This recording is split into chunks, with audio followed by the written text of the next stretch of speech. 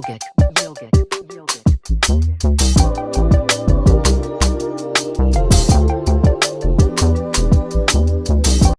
Hello, hey everybody, it is me, Kensani K here. Thank you so much for tuning into my channel. I'm joined with beautiful ladies on either side of me. I'm gonna let them introduce themselves in just a moment. But for my returning subscribers, I appreciate you coming through. And if you're brand new, it's so good to have you. Guys, please don't forget to go down below, make that red button glow, subscribe, and so that I can keep rocking with you, turn that grey button blue, give it a thumbs up. So without further ado, let's jump straight into this video. So today we're going to be talking about black hair care. Being a black woman, obviously, our hair is literally like a staple of our identity and everything that comes along with it. So we're just going to be unpacking and telling our stories of what it's been like, the ins and the outs, and the do's and the don'ts. Hi guys, I'm Olwetu. Hi guys, it's Bali. Hi, I'm Kuku. Talking about our hair relationship as, you know, children. Throughout our childhood, obviously we had different ways of how to maintain our hair. And yeah, that has different manifestations for each and every one of us. So we're going to be talking about that. So I guess we can start with whoever. Maybe you can tell us a bit about. I think for me as a child, my mom controlled like the narrative around my hair a lot. Because I feel like I always wanted it relaxed and straight and long, and she was like, you're not doing that. So I never had a choice. Like I was just like, okay, my hair's in an afro, if it's not that, it's in braids. That's kind of nice. That's beautiful. You can have her like pushing some kind of like Western beauty standard. Yeah. You having to relax your hair. Like I think that was so expected of my family. Like, and I have a lot of hair. Yes. So they were like, that's the only way you can control it. Like you have to relax it. Yeah. Like it's not gonna be very doable if you do the whole like natural thing. Yes. And I think my mom did try for a few years, but it was such a mission on her part that like at some point she was just like, okay, you're getting dreadlocks.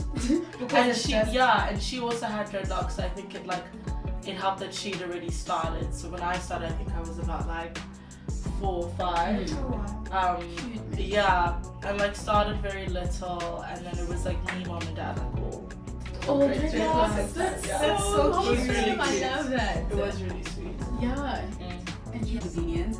I remember also like growing up, I would go get my dreadlocks done, and like when I was still like, let's say grade 5, 4, 5, whatever, which is like the beginning stages, my dreadlocks were obviously like short, so they weren't like tieable. Yeah. Into like a pony. So they always do like these styles, and like when you get to like a white school, just drew too much attention. So I was like, The trauma. It's actually true. Yeah. Because those styles are so nice, but you go to Dude. school feeling like, oh, like, people are gonna be But like, I also felt so old. Like those styles make you, Yeah. you feel like a working woman. Yeah. Like what you crisscross. Yes, those crisscross. You know. Shame, and they're cute. And they're actually really cute. Like, I know Now my when mom. you see them, Very cute. I know my mom, like, she's a working woman obviously, so she does not have the time of day to even like be tying up her dreadlocks every day. Literally. So for her that was really convenient and it suited her, but I just felt like too. I didn't really like it. I didn't like it because, like you said, it made me feel a bit old, but also I think I had internalized that thing of like wanting to be like a girl and have like my hair tied in a pony type of thing. 100%. So as soon as, like, and when I say as soon as, that one day I went to the salon, or I washed my hair at home, and I noticed that I could tie it up. I was like, child, it's over for you bitches. I was like, it's over now, I'm within. Yes. So that day I got my hair twisted, and I was like, don't stop. Just And I was like, yeah. just tie it up, just twist it and tie it up. And they're like, oh, okay. And then they were always like at the hair salon, they were always like, why? And I was like, no, my school doesn't want me to, but I was like, It's really just you. it's really just me. Yeah. Yeah, so ever since then, it's been like vibes, but I also felt like me not exploring with my dreadlocks in terms of like the styles and everything was just, it was that fear of like, you know, confronting my natural hair and like exploring its versatility even in the form of dreadlocks. I feel like I didn't do a lot of that. It's only until like I think matric where I started exploring a bit more, started curling it, started, you know, just experimenting myself at home. And then 2020 came and I was just like, I'm gonna cut them. That's a huge How step did because that they feel? were long. Like, Yeah, they were really long. They were really long. Yeah. And people always ask like, was there like a reason that you cut your hair? And I was like, no, there wasn't like a proper reason or whatever. I just felt like I'd outgrown them, and I reached a point in my like journey of like being a black woman where I wanted to be more expressive of myself through my hair, and I felt like with dreadlocks there's very limited things you can do. Yeah. You can't get braids, you can't like, I mean you can, but it's like there's so many like constraints and things like that to it. So I was just like, I really just want to explore more. Like I really just want to get braids. I really just want to have like short hair for a little bit and all these things.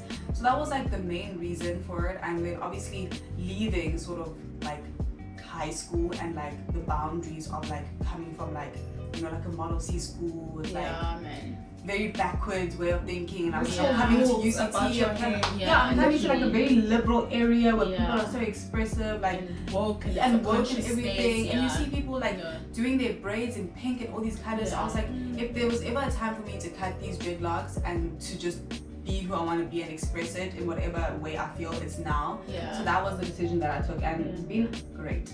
That's so bliss, man. That's bliss. I think I kind of resonate with all of what you guys have said in terms of my hair journey. I think, like Mbali, I've always been someone with a lot of hair. But like literally in my family, my sister and I both have a lot of hair. Our hair, that type of thing. We would always go to like cornrows and braids and, you know, experiment and that sort of thing. But because my hair was thick and sometimes a little bit tricky to maintain, my mom would always, in fact, even at the hairstylist at the salon would always suggest like, don't you want to do dreadlocks, don't you want to do dreadlocks? But yeah, man, I think also there was a lot of Western indoctrination in terms of the way that I went about dealing with my hair, because I always knew like, if I don't braid, I'm gonna relax. I was really just that chick who would just like relax my hair because I wanted it to flow in the wind, or I do blowouts. You know what I mean? To assimilate like white standards of beauty. Or and like it's so combing your hair into a fringe.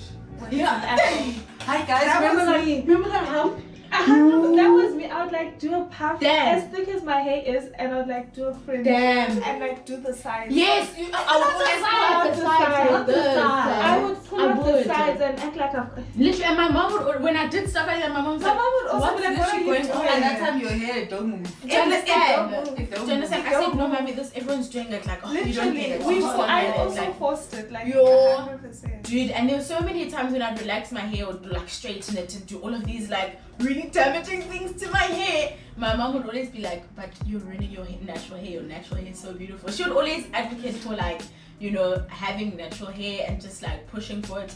Yeah, no, it was a thing of I just had to come to the stage of my life where I was like, okay, cool, I'm ready to embrace this. I'm ready to actually just step into my own and own my black hair and my big afro and big hair and just stand boldly in that. And there was a warmer reception, so to speak, I think, from a lot of the crowds of people who I thought I was impressing by relaxing my hair, do you know what I mean? And yeah, it's so weird navigating that phase of one's life. But thank God for growing into ourselves and just understanding that we are black women. Our hair doesn't grow down, it just grows. It defies gravity, and that's such a powerful and liberating thing. So I think that was just like a huge revelation for me. So throughout, you know, the years, I've just been, as I said, experimenting with braids. Now my thing is experimenting with color. And yeah, woo! Scary, but like it's an exciting journey.